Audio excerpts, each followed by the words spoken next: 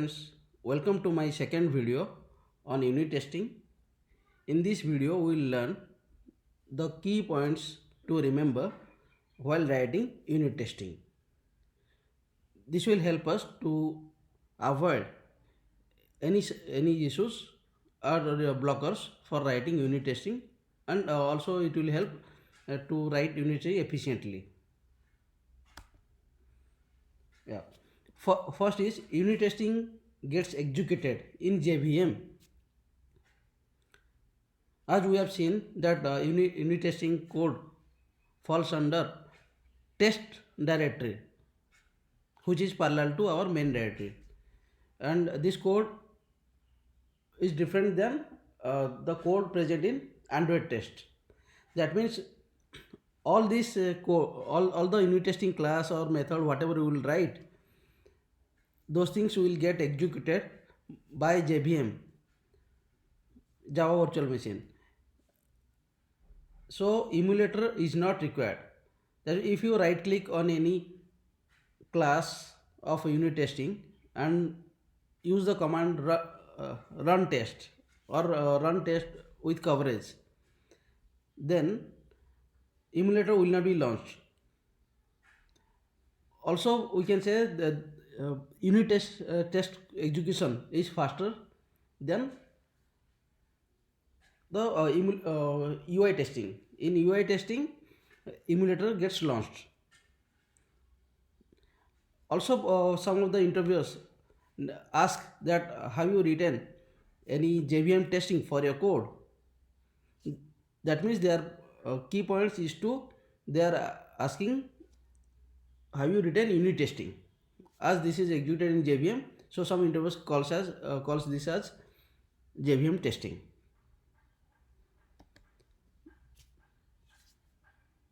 Now, unit testing focuses on verifying non-view related code. What does it mean by? It means that we should not write unit testing for any view related code. In Android, we use activity, fragment, and several custom views. Avoid writing unit test class or unit test method for those block of code or those classes or methods which has view dependencies. Those things can be covered in UI testing.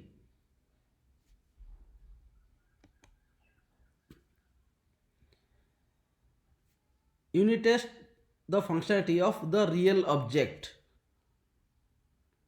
not fake object or mock object. Let's think that we have a class A and there is a method which depends or which calls another method of class B. In that case, while writing unit testing of the method for class A, we can mock or we can use the fake object of class B, but we should not use the mock object of class A. Reason is that we are already writing unit testing or for the class A method. That means we want to verify the functionality of class A or for the method of the class A, and that's why we should avoid or we should not mock the class A. In that case, always we'll use the real object for the class where we are writing unit testing.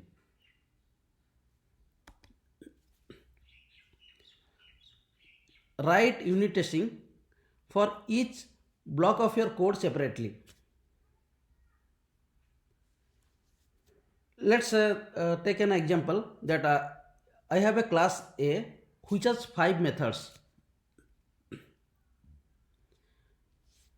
In that case, write minimum 5 test methods to verify each method independently. That means while verifying method 1, we'll focus on covering all the blocks for class sorry for method 1, and we can ignore method 2, 3. So in that way we can say that each function or each method will have separate unit test method to verify them independently. And let's say that we have in our application we have two classes, class A and class B. Create separate unit test class for each class, which if the classes are A and B, in unit test create a class A unit test and B unit test to verify the features of or functionality of class A in A unit test, and verify the functionality of class B in B unit test class. That means create as many classes, or we can say there will be one to one minimum one. It's like one to one mapping of your actual class against your unit test class. In that way we can also verify the functionality independently. Means class unit test of class A should verify the functionality of class A. Unit test of class B will verify the functionality of class B.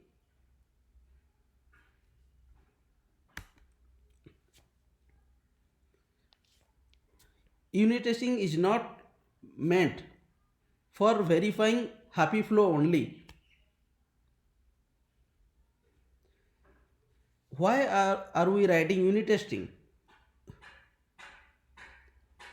We are not writing unit testing only to verify the positive scenarios,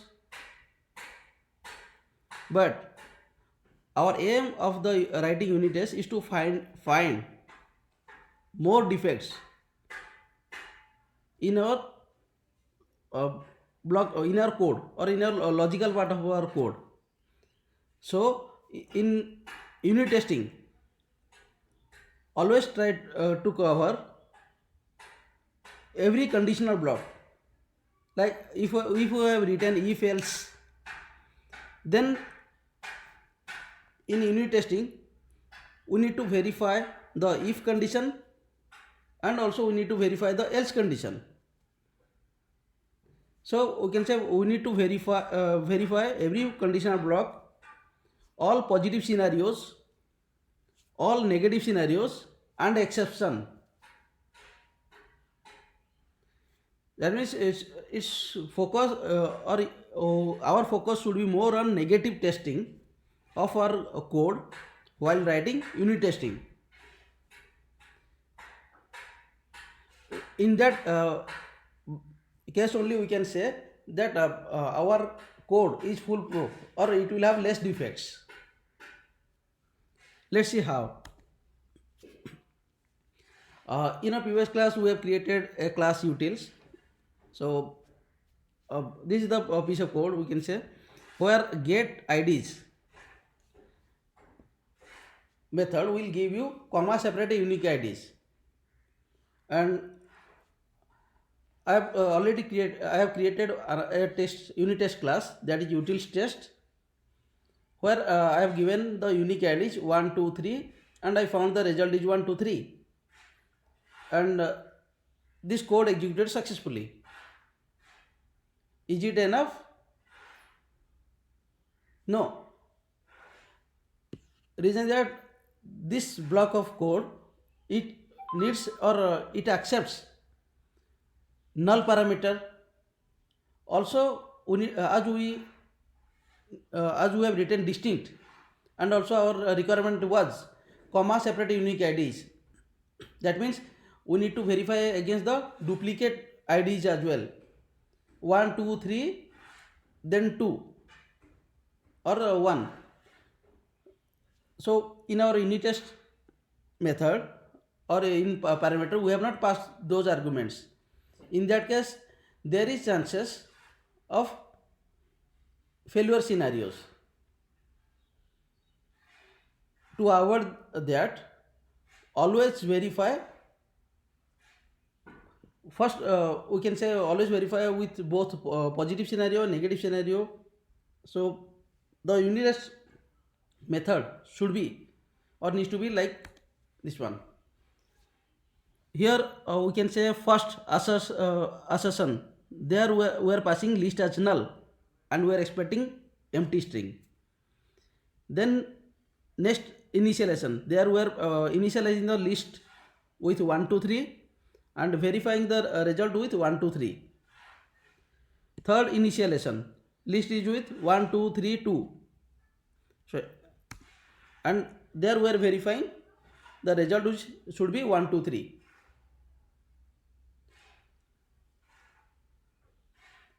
Similarly, we verify with null value as well.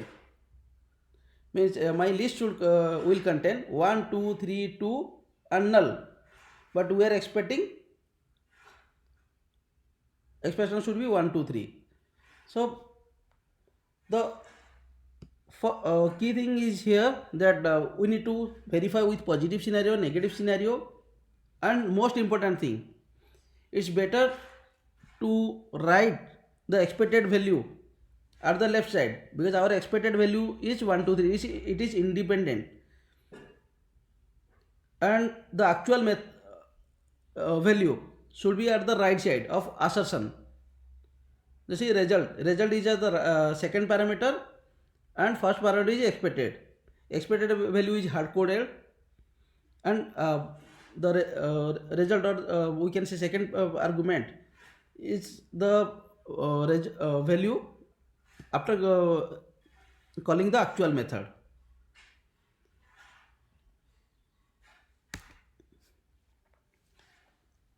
Few annotations which we generally use in unit testing. There are a lot more annotations, but these three most frequently used annotations.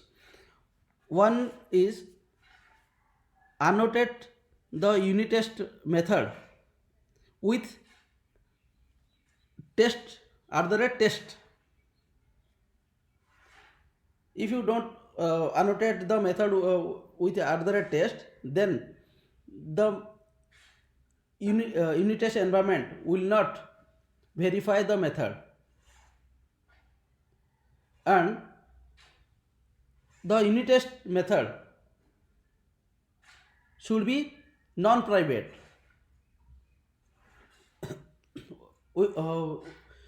That and this annotation works on unit testing method, means the method which belongs to your unit testing class. This is not applicable for the actual method.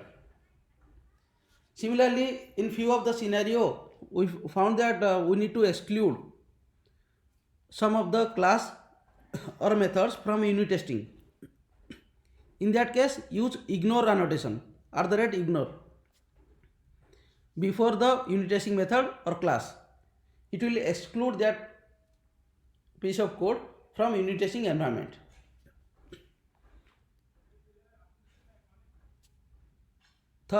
Then also most frequently we use visible for testing annotation. Use this annotation in the real method, but above two we have used against the unit test method, but the visual for testing annotation needs to be used against the real method. It is used to relax or the visibility of any method or field. That means we can say let's think that my method is private. I need to write unit testing for that. Instead of writing private, we can write visible for testing, so that the method will be accessible in our unit testing environment. And if we use that method in any other place, it will give a warning or hint that we cannot use, as the visibility is only for testing. We'll learn more about writing unit tests for private methods in our next videos. Thank you.